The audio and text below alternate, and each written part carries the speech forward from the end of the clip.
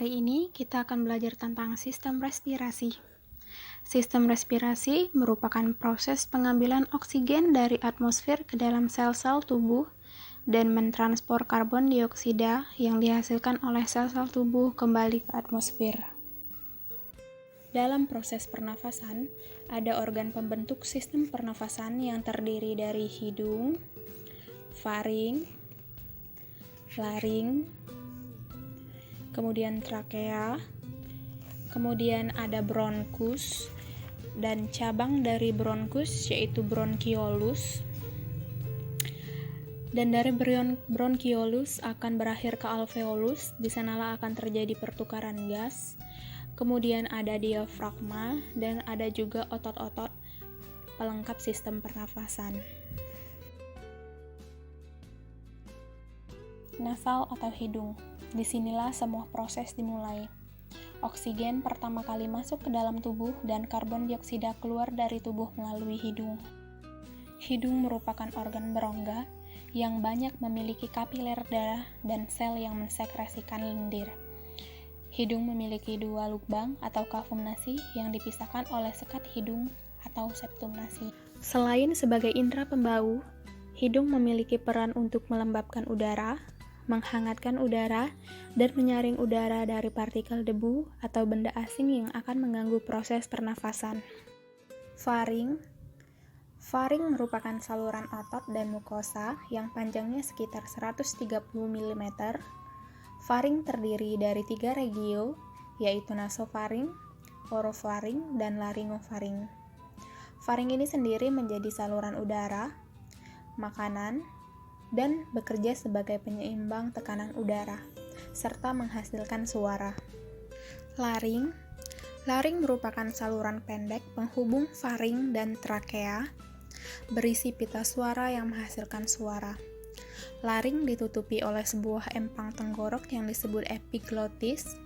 Epiglotis terdiri dari tulang-tulang rawan yang berfungsi menutupi laring saat menelan makanan agar makanan tidak masuk ke dalam saluran pernafasan. Trakea merupakan saluran lanjutan dari laring yang dibentuk oleh 16-20 cincin kartilago yang berbentuk huruf C. Trakea ini berfungsi untuk mencegah penutupan trakea dan mempermudah esofagus untuk menciptakan ruang besar saat proses menelan.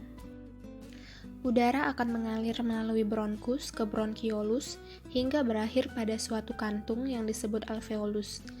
Di alveolus inilah terjadi pertukaran antara oksigen dan karbon dioksida. Selanjutnya adalah paru-paru. Paru-paru merupakan organ yang terletak di dalam rongga toraks. Pada organ inilah terjadi pertukaran gas. Paru-paru dipisahkan oleh mediastinum yang di dalamnya terdapat jantung. Bagian atas paru berbatasan dengan klavikula, bagian bawah berbatasan dengan diafragma. Diafragma merupakan sekat pemisah antara rongga toraks dan abdomen. Paru-paru diselubungi oleh lapisan membran disebut pleura. Paru kanan terdiri dari 3 lobus, yaitu lobus superior, lobus medialis, dan lobus inferior. Sedangkan paru kiri terdapat 2 lobus, yaitu lobus superior dan lobus inferior. Di dalam paru terdapat lobulus yang berisi sekumpulan kantung udara atau alveolus. Terdapat sekitar 750 juta alveolus di dalam paru. Alveolus terdapat banyak jaringan kapiler darah. Dinding alveolus dan kapiler darah tersusun atas lapisan epitel selapis yang dapat dilewati oleh oksigen dan karbon dioksida secara difusi. Pada saat inspirasi atau menghirup udara masuk ke dalam rongga hidung, melewati faring, laring, trakea, melewati percabangan bronkus, masuk ke bronkiolus, dan udara akan berkumpul di ruangan alveolus. Di dalam alveolus, oksigen akan diikat oleh sel darah merah yang dibawa oleh kapiler darah dari dalam tubuh, sehingga darah yang tadinya mengandung sedikit oksigen berubah menjadi darah kaya akan oksigen. Kemudian dibawa menuju jantung yang akan diedarkan ke seluruh tubuh. Sementara karbon dioksida akan berdifusi ke dalam alveolus dan keluar menuju atmosfer pada saat menghembuskan nafas.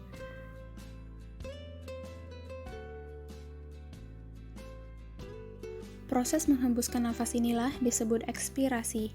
Pada saat ekspirasi, otot diafragma melengkung ke atas, tulang rusuk turun ke bawah atau relaksasi, rongga dada mengempis, dan tekanan udara di dalam paru-paru lebih tinggi dibandingkan udara di atmosfer, sehingga udara keluar dari dalam paru-paru menuju atmosfer.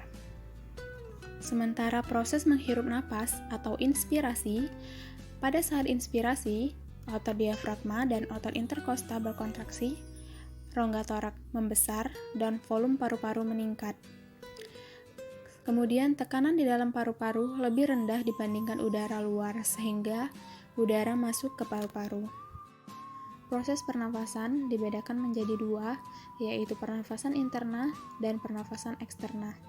Di alveolus, oksigen berdifusi ke dalam kapiler darah, di mana kapiler darah membawa darah yang berasal dari dalam tubuh, dan oksigen akan diikat oleh sel darah merah.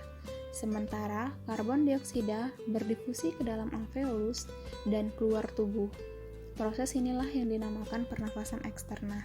Sementara itu, sel darah yang telah mengikat oksigen akan menuju jantung, melewati atrium kiri, menuju ventrikel kiri, dan darah dipompakan ke seluruh tubuh melalui aorta, arteri, dan arteriola sampai ke kapiler darah dan mencapai jaringan atau sel tubuh.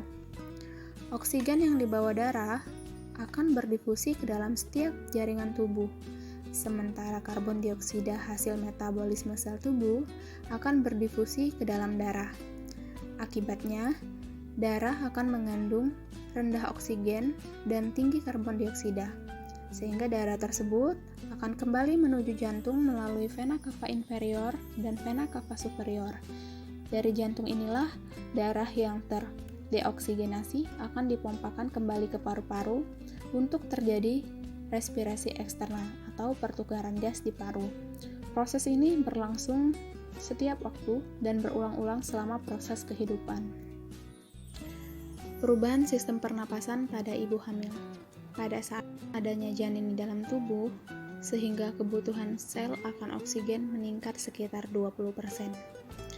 Karbon dioksida yang akan dibuang juga meningkat akibat hasil metabolisme jaringan dan hasil metabolisme janin.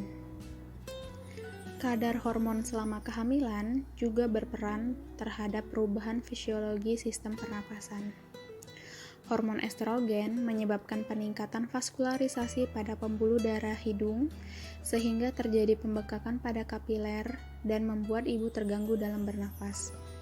Sementara hormon progesteron menyebabkan relaksasi pada bronkiolus yang membatasi gerakan oksigen ke dalam dan keluar tubuh.